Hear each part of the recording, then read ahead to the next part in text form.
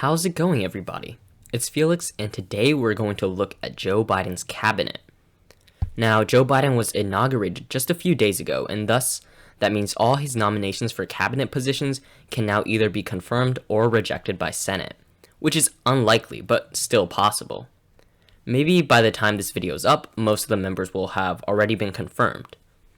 By cabinet positions, we mean individuals that head a certain department, are constitutionally created positions that require confirmation through Senate, and are in the line of presidential succession. That means we'll cover positions like Secretary of Agriculture, but not other so-called cabinet-level positions like White House Chief of Staff. That being said, if you'd like to see a video on the other cabinet-level positions, be sure to like and comment below. Also, before this video starts, I'd really appreciate it if you liked and subscribed if you enjoyed the video. It helps a lot. In total, the cabinet contains the vice president, along with the 15 heads of the executive departments. In total, that means we'll be going through 16 key members that make up Joe Biden's core cabinet. Most notably, Biden has gone for many Obama-era officials, individuals that he has worked with in the past. That being said, there are a number of new faces, as well as a wide range of age groups, genders, and ethnicities. We'll go over each individual, their qualifications, and the offices and responsibilities that they will hold. Hopefully, you'll get a better sense of Biden's cabinet, and at the end of the video, you can create your own opinion on how good or bad this group of public officials is. First up is the vice president role. The VP role is the only position in the cabinet that doesn't serve at the pleasure of the president, which gives them a level of autonomy and independence compared to the other cabinet members. Obviously, the incoming VP is former California Senator and Attorney General Kamala Harris. Furthermore, Harris ran for the 2020 Democratic Party nomination, where she performed well in the first few debates, reaching double-digit polling before faltering in the fall and winter of 2019. Obviously, once in office, Harris has broken many barriers, including being the first woman and first individual of African and Asian descent to serve in the second highest office in the land.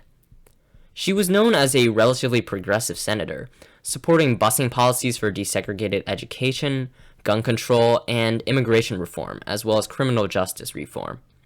As VP, Harris will preside over the Senate, breaking any ties that are possible, which is very likely given that the Senate is in a 50-50 split right now, and she will also serve as a second-in-command to Joe Biden, which means assisting in all of his duties, meeting with foreign powers, getting briefings from intelligence, working with foreign government leaders, and stepping into Biden's role in case of a health or political problem.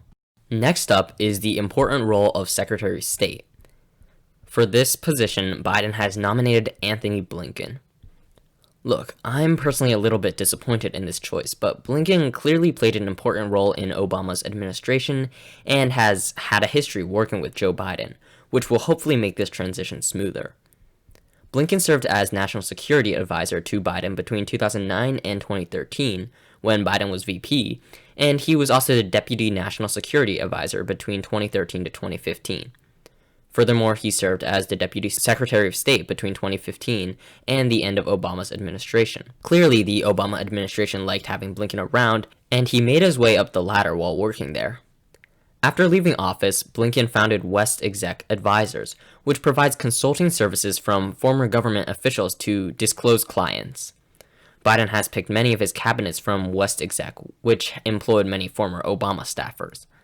Blinken has criticized Trump's trade deal with China and the withdrawal of U.S. troops from Kurdistan, but praised Trump's work with Israel and normalizing relations with the Middle Eastern and Eastern African nations.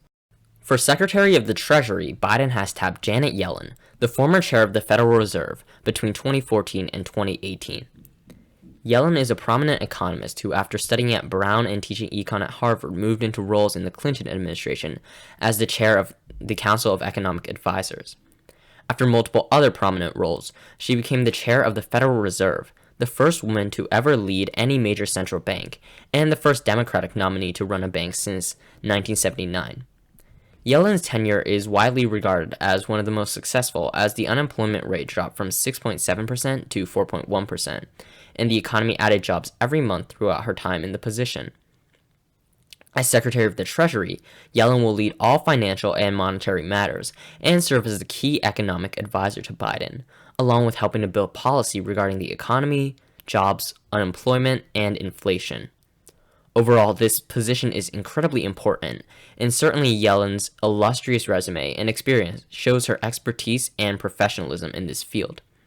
Overall, I believe that this is a strong pick, as it is certainly important to have somebody who clearly exhibits knowledge and has gone through multiple important positions to help run the economy. As Secretary of Defense, Biden has nominated former General Lloyd Austin. Austin is a graduate of West Point and a four-star general who served as the commander of the United States Central Command under the latter half of Obama's presidency. Austin famously was the last commanding general in Iraq, and he retired from the Army in 2016, moving on to work on the boards of various companies. Austin is a diplomacy-first general who might not be completely popular with the military complex. He's been described as low-key and the silent general, but has been known to have his own opinion, such as opposing many of Obama's military actions in the Middle East.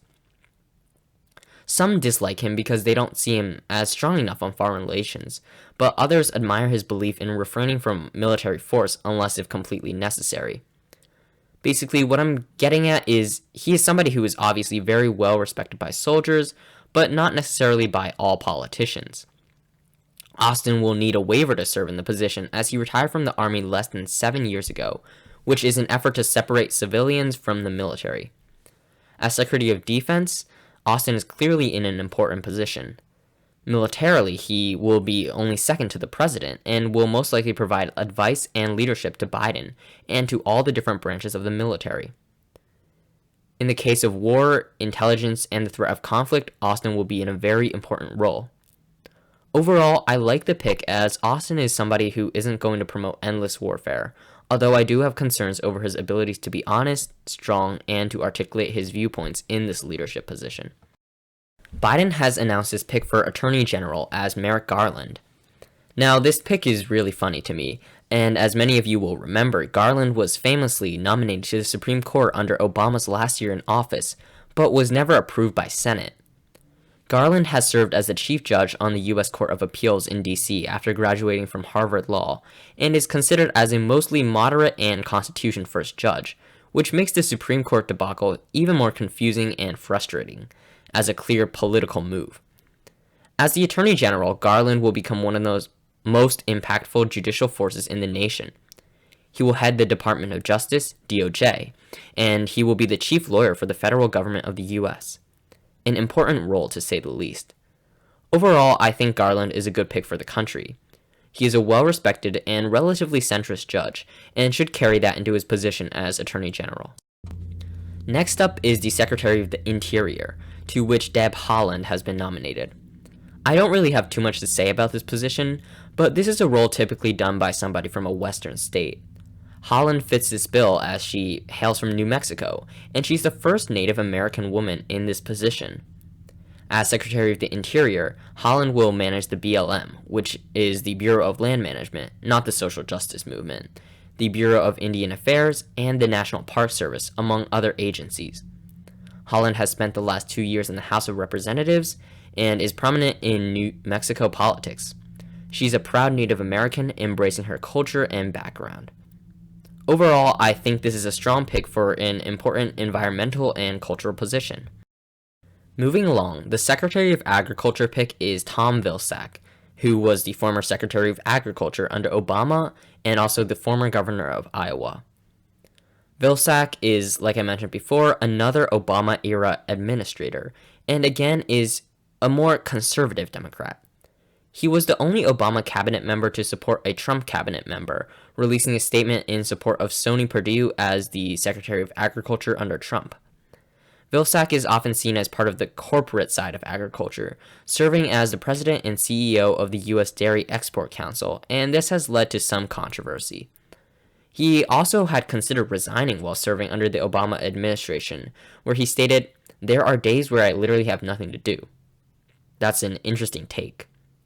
As Secretary of Agriculture, Vilsack will manage natural resources and lead food safety. Like Vilsack himself said, it's not really a role that's too involved, although secretaries that take initiative can certainly find things to do and initiatives to push for. In my opinion, this was a relatively poor choice for secretary and one of the worst picks in this cabinet. For Secretary of Commerce, Biden has selected the governor of Rhode Island, Gina Raimondo. Like many others on this cabinet, Raimondo graduated from Harvard in 1993. She then went on to study at Oxford and moved on to law school at Yale. That is a pretty impressive education. Raimondo became the general treasurer of Rhode Island, where she helped reform the state's public employee pension program, which was a criticized move. She moved on to become the governor of Rhode Island, where, despite only winning 41% of the total vote, still went on to beat her two opponents. She has cut taxes and removed much of the state's regulations, along with increasing the minimum wage and implementing a lot of new policy. Her health infrastructure project was criticized when she was in office. As the Secretary of Commerce, Raimondo will help facilitate promoting American businesses and industry. She will be focused on the jobs, trade, and intellectual property, among other things. This is another pick that I'm not too ecstatic about. Raimondo obviously has the qualifications necessary for her position, but she wasn't very popular in her home state and has had some controversies in the past. As Secretary of Labor, Biden has tapped Boston Mayor Martin Walsh. Walsh suffered from cancer when he was young, having to go through bouts of chemotherapy from ages 7 to 11. At 21, he joined the local laborers union, where he served as president until becoming the mayor of Boston. He also served as a representative in the Massachusetts House of Representatives, and one of his big policies as mayor of Boston was to make Boston a 24-hour city where business circulated at all times of day. As Secretary of Labor, Walsh's responsibilities include heading the Department of Labor, working with unions, and crafting workplace laws and policies, among other such conflicts. Overall, I think Walsh's background as a union leader himself means that he will be adequate for the job. He's certainly not the most exciting nominee on this list, but overall a solid and uncontroversial pick. Next up, as Secretary of Health and Human Services, Biden has selected the Attorney General of California, Xavier Becerra.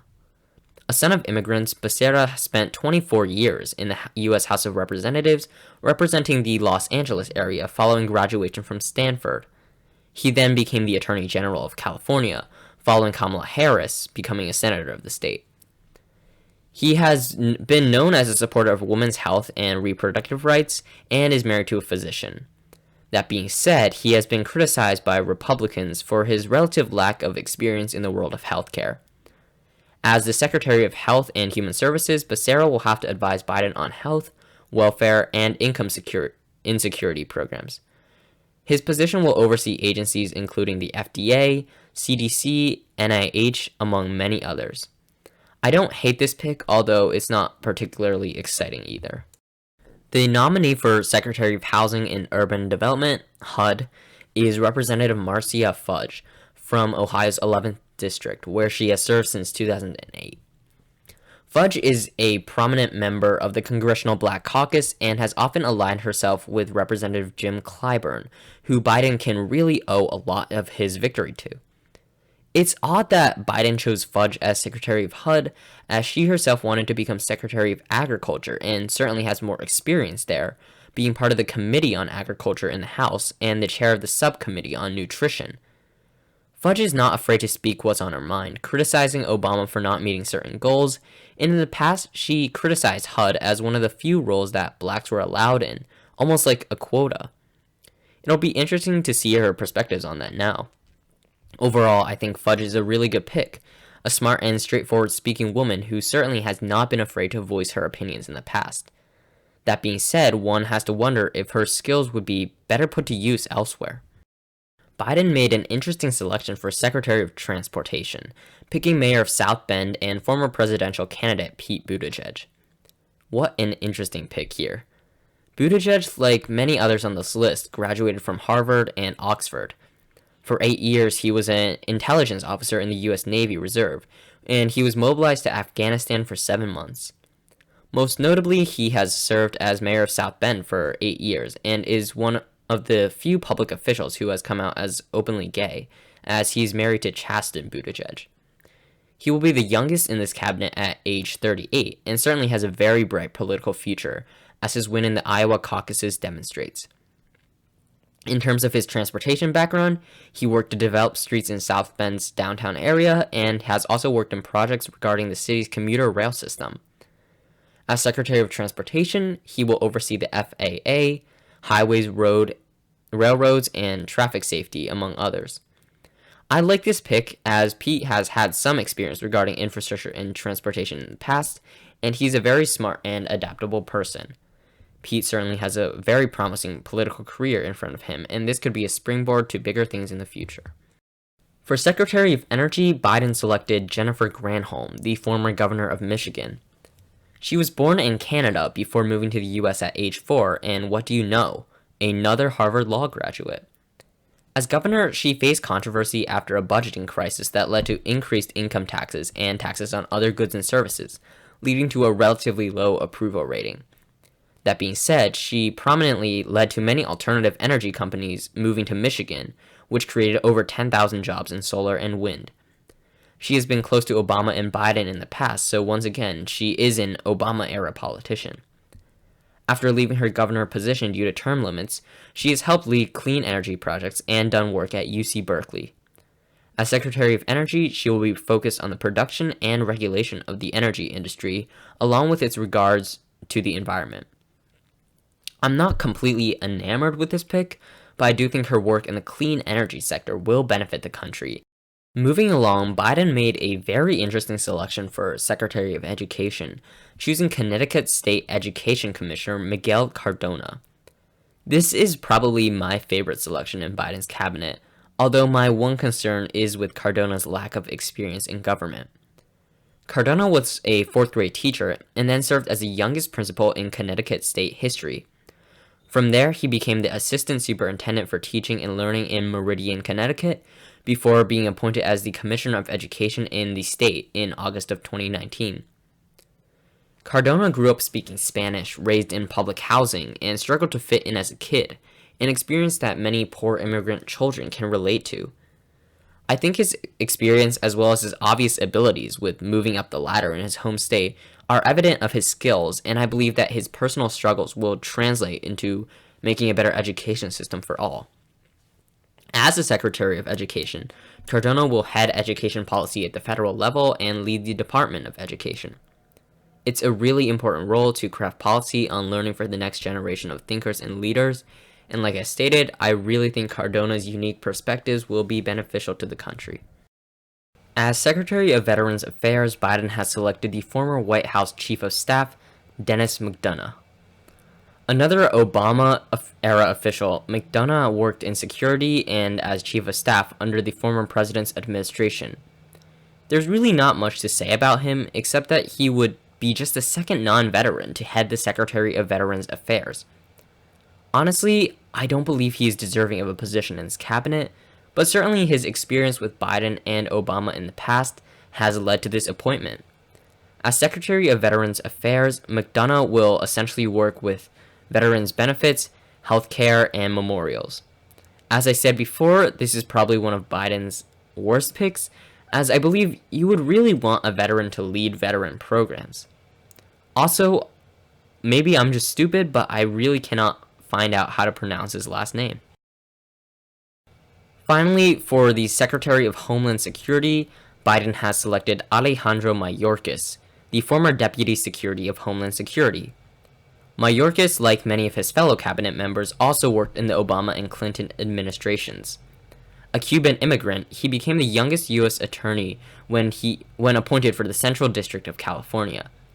Under Obama, he led many citizenship and immigration services, and then moved into his Department of Homeland Security position, where he had to deal with cybersecurity and the Ebola outbreak. The DHS is the newest position in the U.S., only added after 9/11, and as its name implies, deals with border security, immigration, the Secret Service, and emergency management. For the DHS, I think Mayorkas is plenty qualified and will bring a unique perspective as an immigrant. Like some other roles, I think this is one where having an experienced official is a good choice, as the DHS deals less with legislation and more with safety and intelligence. Some closing thoughts. The cabinet is fairly diverse with a range of ages, races, and experience levels. There are a lot of Obama-era officials, some of which I like and some of which I don't. I think the roles that Yellen and Mayorkas are taking up are very much appropriate, and I like those nominations. That being said, the appointment of Blinken and Vilsack into their respective positions are a little bit disappointing. I think there were plenty of other qualified candidates that could have fit into that role. There is quite a bit of Latinx representation, with the experienced Becerra and Mayorkas, along with the newcomer Cardona. That being said, I am really disappointed in the total lack of East Asian representation in the cabinet, although I might be biased. Obviously, Kamala Harris comes from South Asian descent, and there is a good amount of Asian American representation in the other cabinet level officials, as 3 of 10 are Asian American. So, if you would like to see a video on those officials, click like to let me know. There are many exciting choices in this cabinet, but also some choices that seem purely political instead of the best interest for this nation. In total, I'd give this cabinet either a B- or B, although it will take some time to see how things pan out. Initially, I was really disappointed by this cabinet, and while some of the choices are still upsetting, there's a lot of promise here as well. I'm especially excited to see if people like Buttigieg, Cardona, and Fudge can make a true difference at the highest level, and I think Biden put great minds in charge of the positions that can make the most legislative change. I think it'll be an above-average group of minds and thinkers, and combines the right amount of experience, diversity, and brains together to create results. Thank you so much for watching, and if you found this video informative and interesting, be sure to drop a like and subscribe. Until next time, have a great day.